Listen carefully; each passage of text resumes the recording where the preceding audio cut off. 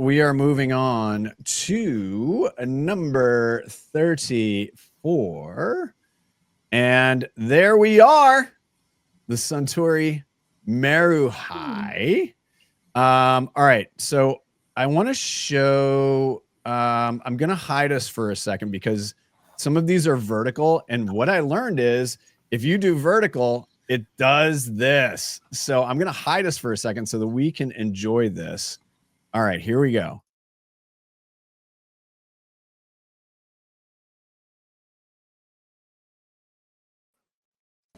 All right, that's awkward. Let's just let you know what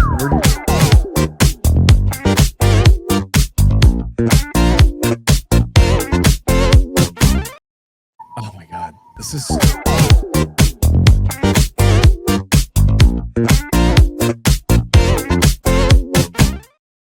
I love this.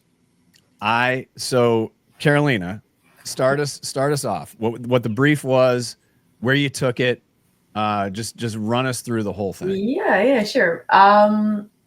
So Suntory was our client, and they launched a new product to the American market, and it's Japanese-inspired cocktail, which is kind of like a seltzer.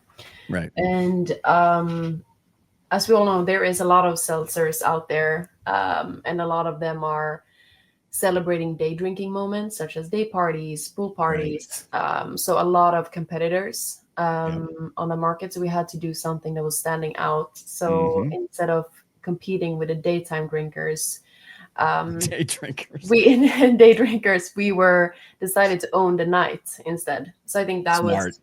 was one way in. And then since it's Japanese inspired cocktail, we wanted to make a hint to pay homage to Japan. So we we were taking inspiration from Japanese inspired like comic books. Yeah, anime. And of course, we also had to hit the American market. So it's a little bit of a hybrid of something we call Tokyo Cisco, like a little bit of a hybrid of Tokyo and San Francisco.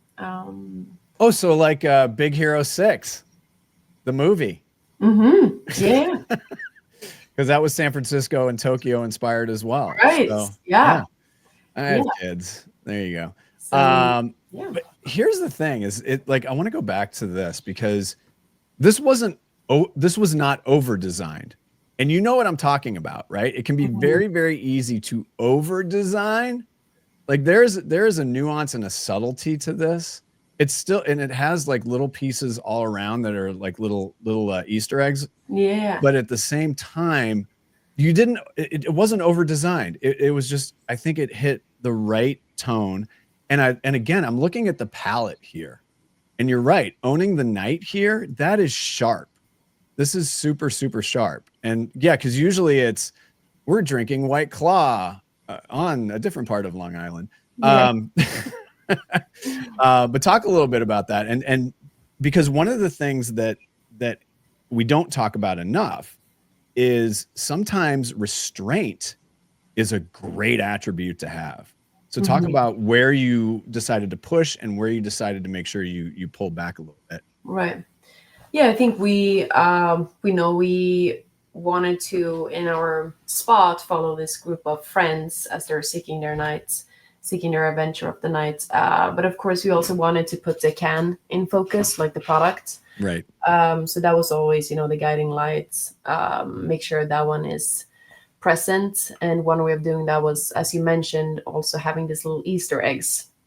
Right. Where we can see the logo in the sky as a reflection, things like that. So I think finding a balance between our kind of main characters in the spot and the product appearing. And then, of course, finding that perfect amount of nights. It's we didn't want to go like full on deep, 2 a.m.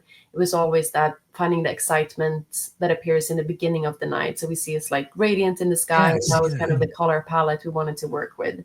Sun's going down and we're ready to go. Ready for the adventure. So a balance between, the darkness and the light, and And where you grew up in the summer, the sun goes down at 3 a.m. So, long night. Yeah, maybe that's an inspiration. A little piece of Sweden in there. There you go. Lindy. Yeah.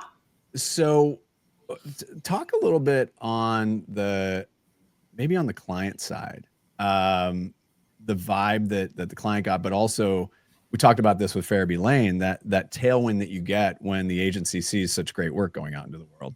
Yeah. The clients loved this work. They were great to work with. I think it was done pretty quickly within like 3 months. So it was a quick turn. Oh, really? Yeah. Oh. Yeah, we briefed it in like October, and I think it shipped by December. So it was like pretty quick turn. Yeah. Yeah.